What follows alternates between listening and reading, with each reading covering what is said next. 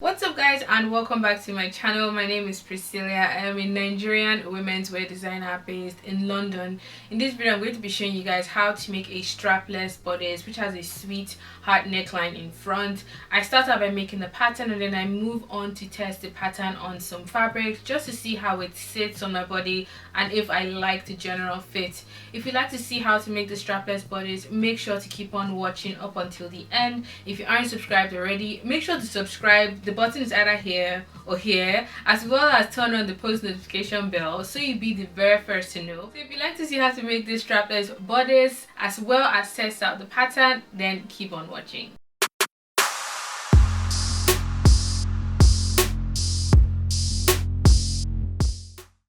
I'm going to be using the following materials to make this strapless bodice design. I first of all would need my basic bodice block, which I have done in a previous tutorial. I'll be needing the front and the back because we're going to be customizing that a bit. We'll also need some calico to test your pattern. You need your set square, pattern master, scissors, marker pen, and your tape. So the first thing you need to do is to cut out your front and back bodice, and when you're cutting, remember to add your seam allowance. This original block doesn't have seam allowance, but I went ahead and I added a 1 centimeter when necessary, such as the shoulder and the side. I've also pinned my darts in place because we need to stitch in those darts to get a better fit for, you know, that strapless bodice around the top half of the body. So once everything is pinned and in place, I'm going to take this piece of a half front and half back to my machine, and I'm going to be sewing up my front and back darts using a normal straight stitch. This doesn't really have to be like super tight because you still need to plan your strapless bodice. So I've stitched that up in place. I've given it a quick press and I'm just placing it on my mannequin here because you want to be able to draw in your neckline. So I'm going for that sweetheart neckline, and to start off I'm going to mark 15 centimeters down the center front and just draw that really flattering sweetheart shape. You can decide to go for straight across, you can decide to go for a V, you can decide to just do whatever you want really, but I want a sweetheart neckline because it really looks nice on my body. As you can see, there's already some excess in the front, so I'm just going to pin that away and continue planning my neckline shape. I came down by about 2 centimeters down the armhole, and on the center back I dropped down by about 22 centimeters. I'm going to write this on the screen as I go along. I'm just going back in to refine my curved lines.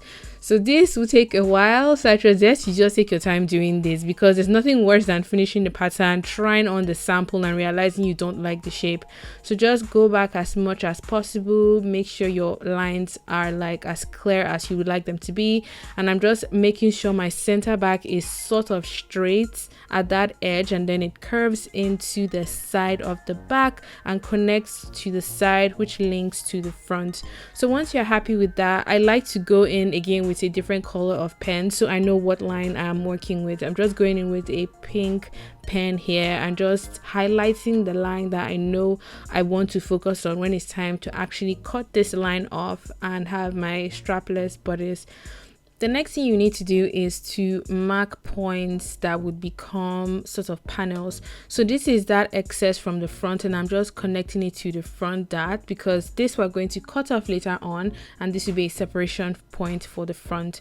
So I'm going back in with my scissors and I'm cutting along my highlighted pink line, cutting from the front, following down the side, making sure that the front and the back actually connect along the side because you want them to connect when you want to sew these panels together.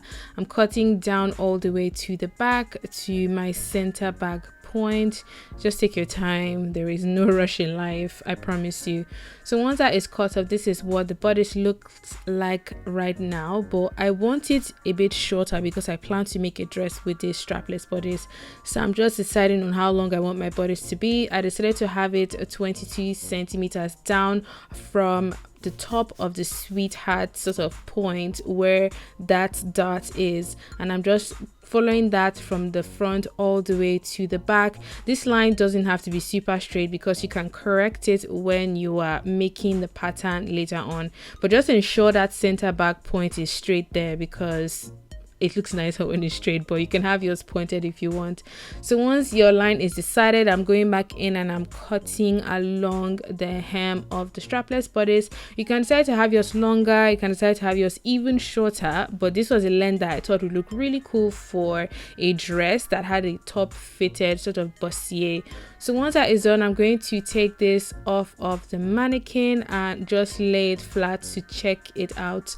So this is what it looks like at this point. You can see that front with the pink highlighted lines. We're going to be cutting that off because that was extra material that we don't want. So I'm going to be cutting it up until the point where my front dart starts, and I'm going to be unpicking all of the seams, unpicking the darts, unpicking the side seams, unpicking the back, and then the back dart I'm going to use my pink pen to just draw, you know, the stitch line that you make when you're sewing a dart. I'm just following that stitch line right across so I know exactly what line I need to cut to be able to have my separate panels for my front or my back.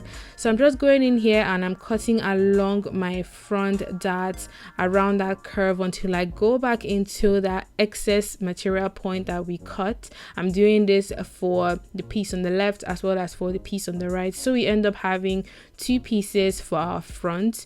And I'm going to repeat a similar thing for the back panel, cutting along our dart line, and that will automatically separate that back panel into two pieces. So once that is done, you should end up with 4 pieces like so. You normally would need to cut 2 for each except the one on the front, which you normally cut on a fold if you don't want to seam. I went ahead and I transferred the exact panels onto paper, so we have paper to work with to cut in your real fabric or to make your sample. So for the panel 1, which is what normally sits on the center front, you need to cut it on a fold. For panel 2, which sits on the side, you need to cut 2, and you need to cut a pair each for the back pieces because you need 2, one for the left, one for the right, so on and so forth. I went ahead and I added seam allowances because you need to have a little bit of room to stitch these panels together. So once that is done, these are basically all of the patterns that you need, and I'm going to go in and test it out because I want to be sure that it fits me perfectly. So I'm just going in here and I'm cutting out the pattern on some spare material I had. This particular pattern is for the front side panels and you would need 2, and don't forget to cut your notches. After that is done, these are all of the pattern pieces cut out in fabric. So I went in and I cut this thin foam material for my front panels because I don't want to have to wear a bra when I have this strapless bodice on. This is optional, you don't have to do this, but I thought it would be great to test out how the foam would react with these pattern pieces. So I'm just going in here and I'm pinning together my back panels, the 2 side panels to the center backs, and I'm pinning my front side panels to the center front, and I'm going to be sewing on a 1 centimeter seam allowance from the bottom all the way to the top. The stitch doesn't have to be really tight because, yes, again, this is to test the pattern. So this is what the front panel looks like. Sewing this foam wasn't very easy, and you actually need a special footer for this foam, which I didn't have, so it was a bit of a pain, but I'm glad I did it. So I just went in and I cut some tiny snips to ease the seam before going ahead to join the side panels of the front to the back. And once those are pinned, we're going to be sewing on a 1 centimeter seam allowance, sewing the left and the right hand side. So I have put on the stitched up sleeveless bodice, and this is what it looks like. The fit is actually very flattering because you can see it just glides nicely on the side. It's fairly smooth on the front and the back as well. The back doesn't have any bulking, which I was really pleased with. But as you can see, it's a bit loose and you don't want a situation whereby you're wearing this thing and it just drops and your boobs are on show. So I think I'm going to make it a bit tighter from the top here by about, I would say 2 centimeters extra, so it's nice and snatched. So here and here, then I think it should be a perfect fit. So I've just quickly gone in and added a pin there, and it already feels so much better. Like I can jump and it doesn't feel like it's going to drop. It fits really comfortably. My boobs are not sort of suffocating in there. So I think I'm going to take this excess 2 centimeters into that sort of nipple point here and on here. I'm going to go back to my pattern and make that adjustment and just sort of clean it up nicely.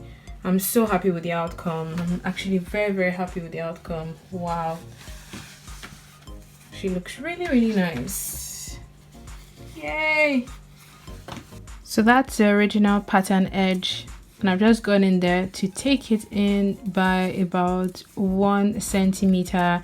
I've drawn the new stitch line. I did that for panel 1, which is the panel in the center front, and for panel 2 took away 1 centimeter, 1 centimeter from both sides. I'm just going to trim that off. With all of the adjustments done, the pattern is finished, and I thought making the strapless bodice pattern tutorial would be a nice way to start off, you know, experimenting more with more form-fitting formal dresses, evening style dresses for whatever occasion you might have in mind. So if you guys enjoyed this video, please give it a thumbs up, comment all of your thoughts, suggestions and questions down below, and I will see you guys in my next one. Bye.